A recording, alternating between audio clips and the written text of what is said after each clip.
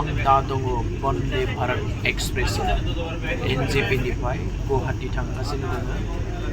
एनजेपिनिफ्राय गुवाहाटिसिम टिकेटआ जाबाय 900 बेसेबांबा लायो, खिन्थु जों टिकेटखौ दानदो माबायाव एजेन्सियाव दाननायनि थाखाय 1250 थाखा। मोजाङानो फेसिलिटिफोरा फुरा एसि, गासैबो एसि, गोजां लांलायबाय कम्बल दङ बेगाव, खिन्थु जोंहा बहुद स्पिड ट्रेना मोजां। फुंनि 6:10 एनजेपिनिफ्राय गुवाहाटियाव मोनहैगोन 11:40। फुङावनो होगोन सा नास्ता थागोन, बेयाव 20 थाखा लायो।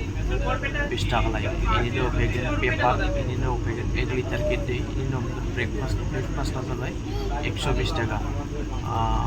रुटि गांनै मोनगोन, सबजि मोनगोन मोनसे, बेनिफ्राय आपेलनि जुइस मोनसे मोनगोन, बेनिफ्राय दाउदै आमलेट मोनगोन, बेनिफ्राय साहा लोंनो थाखाय मसला मोनसे मोनगोन, मसला टि बेखौ मोनगोन आरो मोजाङानो मोनदों ट्रेनखौ, स्पिड दङ पुरा, जेराव स्टपेज गैया।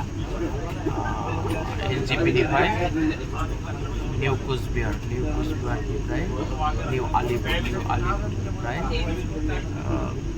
क'क्राझारनिफ्राय निउ बङाइगावनिफ्राय कामाख्या, गुवाहाटि।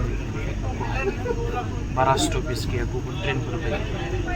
एक्सप्रेस आरो वन्दे भारत एक्सप्रेस, बरिया ट्रेन। खेबसे दावबाय नालाय फ्लाइटनि बायदि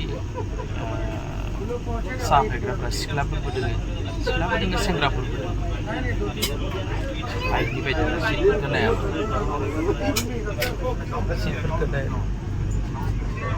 फ्लाइटनिथ' मथा मथि सेबानो सिट आराम, गोजांलायबाय जा थान्दा।